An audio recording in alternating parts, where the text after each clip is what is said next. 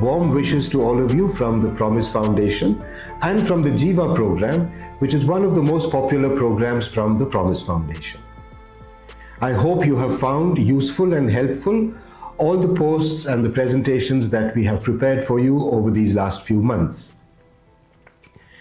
We are moving on now to look at some of the very powerful forces that affect and influence our career choices. Over the recent past, an event occurred in our lives which has had a tremendous impact on nearly 22 lakh young people and students. I'm sure you've guessed what I'm speaking about, and that's the background against which I would like to engage with you to discuss how career choices are made and how these different factors push us and pull us in different directions. Jaya, did you hear? NEET has been cancelled this year.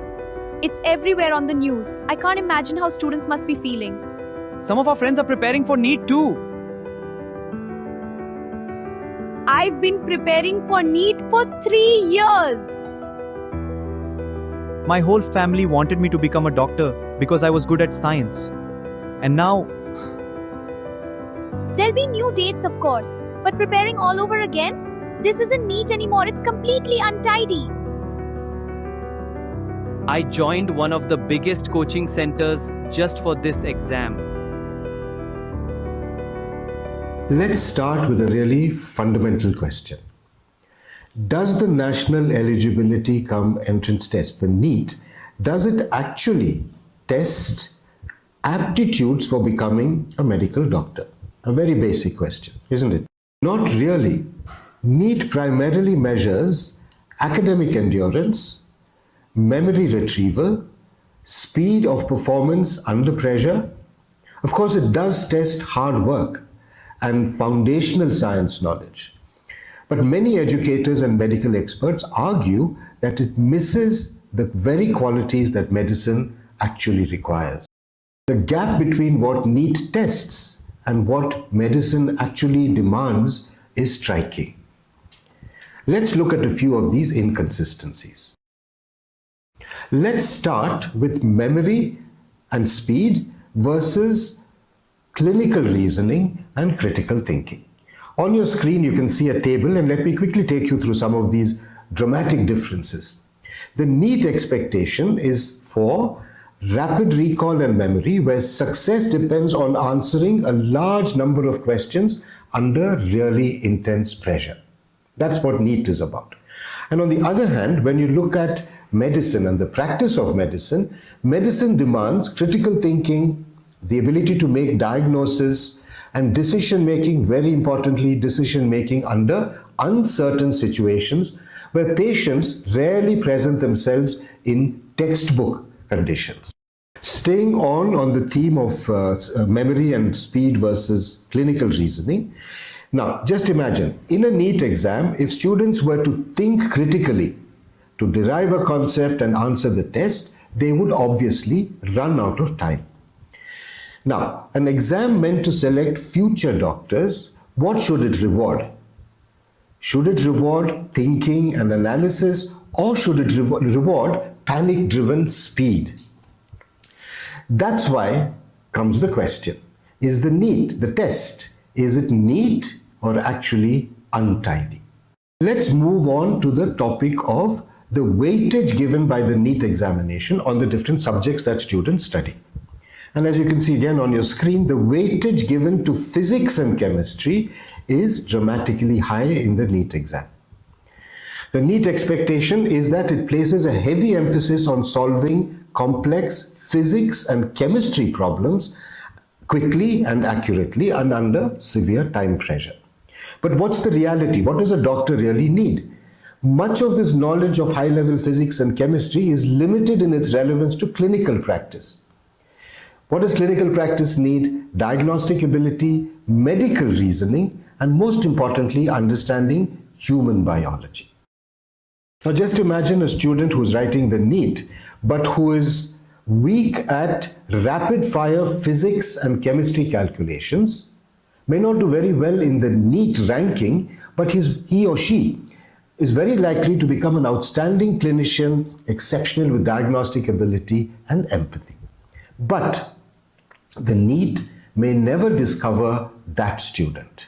Another fundamental gap in the NEET paradigm is that it does not test behavioral and soft skills. Looking back at our comparison table, the NEET exam requires students to perform in a highly standardized, impersonal bubble sheet or computer-based format, whereas in real life, in the practice of medicine, medical professions rely heavily, obviously, on empathy, on communication, on teamwork, and very importantly, on emotional resilience. NEET does not assess psychological stability, ethical judgment, communication skills, and NEET just doesn't assess the person's interest in providing genuine care for patients. Yet, these skills are so central to medicine. So think about it. If compassion and resilience are invisible to the NEET exam, then what exactly are we selecting for? So in that sense, NEET is not an aptitude test in a true psychological sense. It is, what is it then? It is primarily an academic achievement-based entrance exam. That's what NEET is designed to assess. So let's then look at how other countries handle medical admissions. Let's look at the United States. The MCAT, the medical entrance test in the United States, what does it test? It tests critical reasoning along with behavioral and social sciences.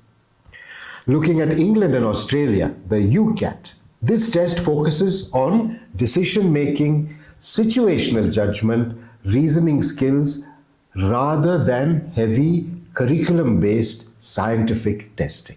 Even in India, many medical educators have argued that medical admissions should explicitly focus on clinical aptitude, situational judgment, decision-making, and reasoning. Then an obvious question. Why does the NEET even exist? It exists for a very, very valuable reason. It exists because India once had a highly fragmented and often unfair medical entrance system. Before the NEET, students had to write multiple entrance tests conducted by different states and different private colleges. And therefore, the National Testing Agency was tasked by the Government of India in 2019 to create a single standardized medical entrance exam relevant across the entire country. NEET therefore was introduced to improve transparency and create a common national ranking system. And so, NEET solved a major administrative problem. But then the question still hangs in the air, doesn't it? Does solving an admission problem solve the question of identifying who will become a fantastic doctor? The doctor dream in India. India has over 22 lakh NEET aspirants who compete for roughly 1.5 lakh seats for medicine. So how do the proportions play out? Only about 1 in 19 students are likely to get a seat overall, and for government colleges the ratio is even steeper, 1 seat for every 35 students. Or in other words, 95% of those who write the NEET exam do not obtain a seat for the MBBS course. True, the competition is stiff, but that's what competitive exams are all about. We must accept that. But let me go back to where I started. The purpose of this presentation is for us to understand what is it that guides and influences and forces career choices.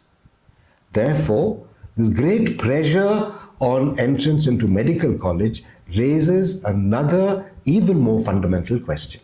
Let's look at that. Is it possible that 22 lakh students are truly passionate about what a medical doctor does?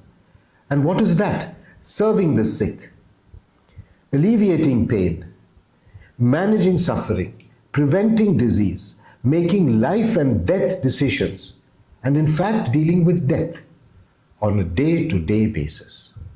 Or are there other factors, other forces which underlie this tremendous demand for a seat in a medical course? These are powerful forces and have a direct impact on our career decisions and, in fact, on our entire life trajectories. This is what the next few posts in this series will examine. And the fundamental question that we will keep asking ourselves is NEET, N-E-E-T, and Untidy, or NEET, N-E-A-T, and Tidy. Stay with us. Stay with us to delve into your own thought processes and try to understand what drives your career choices.